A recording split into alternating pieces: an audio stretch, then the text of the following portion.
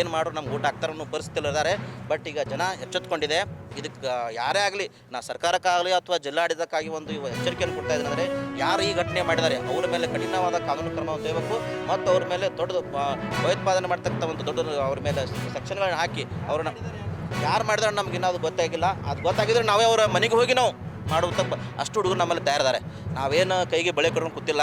ನಾವು ಹುಡುಗರು ಇಲ್ಲ ಭಾಳ ಸಂಭಾಳಿಸ್ತಾ ಇದ್ದೀವಿ. ಇನ್ನೂ ಒಂದು ತಾಸು 2 ತಾಸು ಹಿಂಗಾದ್ರೆ ಹುಡುಗರು ಏನು ಮಾಡ್ತಾರೆ ಅನ್ನೋದು ಈ ಒಂದು ಮಸೂದಿಯ ಒಂದು ಏನು ಜಿಮ್ಮೆದಾರ ಇದ್ದಾರೆ, ಏನೊಂದು ಮುಖ್ಯಸ್ಥರಿದ್ದಾರೆ ಅವ್ರಿಗೂ ಕೂಡ ಗೊತ್ತಿಲ್ಲ. ಯಾಕಂದರೆ ಎಲ್ಲ ಹುಡುಗರು ಹೊರಗಡೆಯಿಂದ ಹುಡುಗರು ಬಂದರೆ, ಲೋಕಲ್ ಹುಡುಗರು ಇದ್ದಾರೆ ಎಲ್ಲ ಅವರು. ಯಾಕಂದರೆ ಕುರಾನ್ ಒಂದು ಸಂತಿ ಬಸ್ ಸ್ಟಾಂಡ್ ಕಟ್ಟೆ ಹೊರತು ಸೀಮಿತವಾದಂತಲ್ಲ, ಇಡೀ ವಿಶ್ವಕ್ಕೆ ಸೀಮಿತವಾಗಿರೋದು ಕುರಾನ್ ಇಡೀ ವಿಶ್ವ ಕುರಾನ್ ಮೇಲಿದೆ.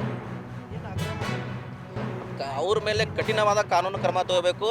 ಇವತ್ತಿನವರೆಗೆ ನಾವು ಅವ್ರಿಗೆ ಒಂದು ಸಾಯಂಕಾಲವರೆಗೆ ಅವ್ರಿಗೆ ನಾವು ಪೊಲೀಸ್ ಇಲಾಖೆ ಅವ್ರನ್ನ ಹಿಡಿಬೇಕು ಮತ್ತು ಯಾರು ಮಾಡಿದಾರೆ ಅವ್ರ ಮೇಲೆ ಕಠಿಣವಾದ ಶಿಕ್ಷೆ ತೊಗೊಬೇಕು. ಅಂದಾಗ ನಾವು ಇಲ್ಲಿಂದ ಜಾಗ ಬಿಡ್ತೀವಿ. ಮತ್ತೊಮ್ಮೆ ಈ ಥರ ಘಟನೆಗಳು ಆಗದಂತೆ ಸರ್ಕಾರ ಎಚ್ಚರಗೊಳ್ಳಬೇಕು. ಯಾಕಂದರೆ ಈ ಗ್ರಾಮದಲ್ಲಿ 2 ತಿಂಗಳಿಗೊಮ್ಮೆ ಈ ಘಟನೆ ಆಗಿದೆ. ಅವಾಗ ಏನಂದ್ರೆ ಪೊಲೀಸರು ಅವರು 2 ದಿವಸ ಹಿಡಿತೀವಿ ಅಂತ ಹೇಳಿದ್ರು. ಅವಾಗ ಅದು ಪ್ರಕರಣ ಅಲ್ಲೇ ಮುಚ್ಚಾಯಿತು. ಇದು 3ನೇ ಘಟನೆ ಈ ಗ್ರಾಮದಲ್ಲಾಗಿದೆ. ಯಾಕೆ ಈ ಗ್ರಾಮದಲ್ಲಿ ಮುಸ್ಲಿಮರ ಸಂಖ್ಯೆ ಕಡಿಮೆ ಇದೆನಾ, ಅವರು ಪ್ರಬಲವಾಗಿದ್ದಾರೆ. ಮುಸ್ಲಿಮರು ಎಲ್ಲಿದ್ರು ನಾವು ನಮಗೇನು ಬೆಳಗಾವಿಯಿಂದ ಸಂತಿ ಬಸ್ತಾರೆ ಬಾಳಿದ್ರಲ್ಲ, ನಾವೆಲ್ಲರೂ ಇಲ್ಲೇ ಬರ್ತೀವಿ. ನಮ್ಮ ಜನಾಂಗಕ್ಕೆ ತೊಂದರೆ ಆದರೂ ನಾವೆಲ್ಲರೂ ಒಂದು ಒಗ್ಗಟ್ಟೆ ಆಗಿರ್ತೇವೆ. ಅದು ಜಾತಿ ಮತ ಭೇದ ಬಿಟ್ಟು ಯಾವುದೇ ಪಕ್ಷ ಬೇಡ ಬಿಟ್ಟು ಮಾಡ್ತೀವಿ. ನಮ್ಮ ಹೆಸರು ಯೂಸುಫ್ ಮುಜಾವರ್, ನ್ಯಾಯವಾದಿ, ಬೆಳಗಾವಿ.